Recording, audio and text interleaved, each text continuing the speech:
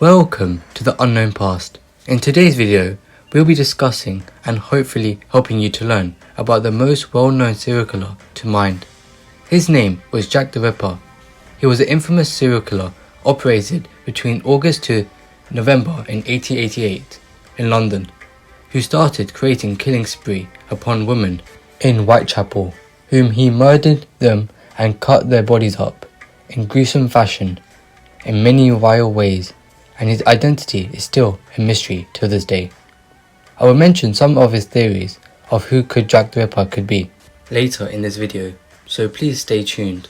Now, there were at least 4 to 5 victims, which all were female prostitutes, in a span of few months or few years in London, Victoria.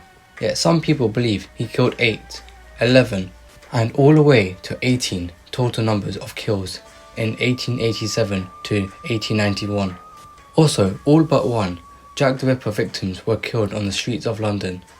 This part is going to be graphic, what I'm going to say. In each incident, the victim's throat was sliced and the body was mutilated after all the organs had been removed from the corpse, as the main parts Jack the Ripper could surgically remove is the womb and the uterus of the female body. This complex nature of such a procedure implies that the murderer must have gotten medical knowledge or high education, in which high stated class people would receive due to the class system in that particular era. But there were more doctors and nurses, so medical knowledge, for example a surgeon or a nurse in a middle class system, was more often, and they had a more knowledge of a human anatomy procedure. Throughout this terrifying time, the authorities received taunted notes from a person that claimed to be Jack the Ripper.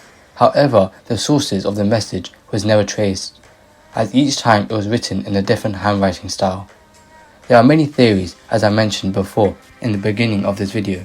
One of them could be doctors to police officers to even royals, which could highly be the identity of Jack the Ripper. But one of many hit the spark for the investigators, as Ion Kosminski was a Polish Jew and a resident of Whitechapel, held a strong deep hatred towards women, especially prostitutes. However, he was let go due to lack of evidence. Moreover, this infamous serial killer had many names, like Whitechapel Murderer, Leather Apron, and most used Jack the Ripper. Until this day, he's been unidentified like many other serial killers, for example the Zodiac Killer, but that topic is for another video. Moreover, in my opinion, that Jack the Ripper was never caught due to that knives was a symbolic weapon, as psychologists have suspected for many years that knives are symbolic when used by serial killers, but they are mainly used for hunting or instant death, but to remove a certain organ to drive pleasure or mental disorder, which gave him the lack of emotions, which brings us to my theory that Jack the Ripper wasn't caught because he didn't look unique or similar to his name, but rather look like another individual and complete his targeted mission of killing prostitutes in the streets. Furthermore, Jack the Ripper made such an impact on society, not only in London but everywhere else, that in 1996, author Richard Wallace put out a book called The Jack the Ripper Light-Hearted Friend, and in this book, Wallace proposes his own theory that Lewis Carroll, author of Alice in the Wonderland book, could be Jack the Ripper all along, as Carroll was known as a pretty gentle person, as well as a teacher, as he taught maths at Oxford until the day he died in 1898. Wallace himself is kinda a Carroll fan, or even a Carroll expert, and the locals would call him Carroll the Scholar, as he comes up with his own theories.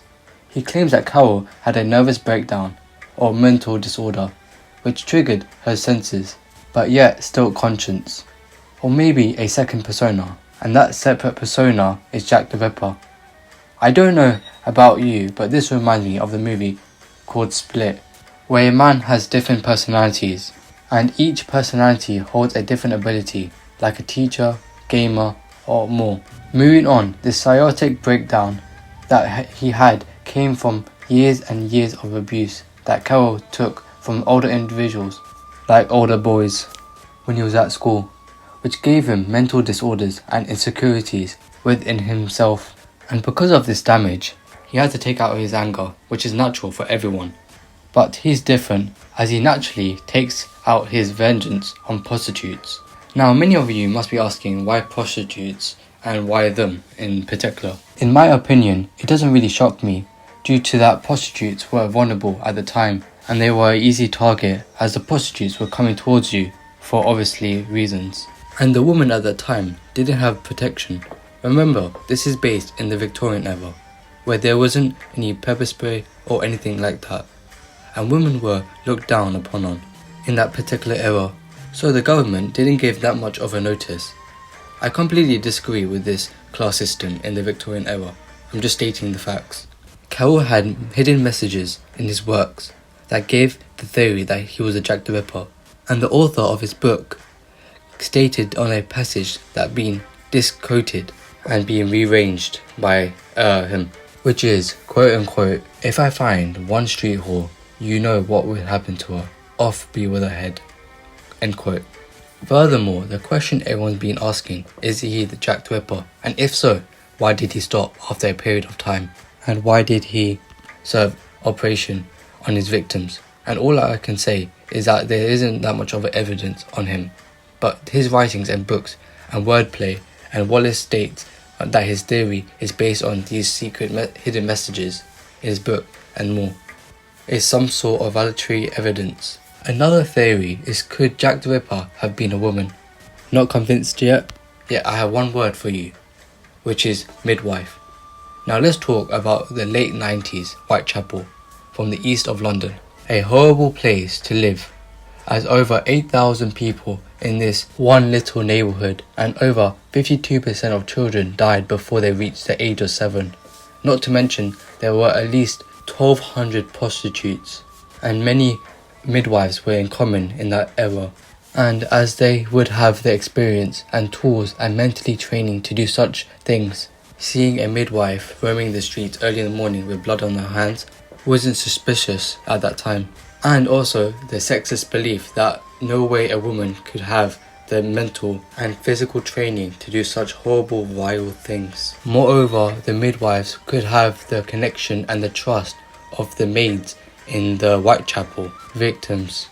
I will be making another video of each victim's death in great details, and whom they were: Mary Ann Nicholas, Annie Chapman, Elizabeth Stride, Caroline Edwards, and Mary Jane Kelly.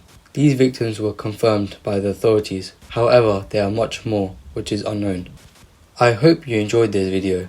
If you have, please leave a like, comment below, and tell me your theories and your opinions about this video. I shall see you next time.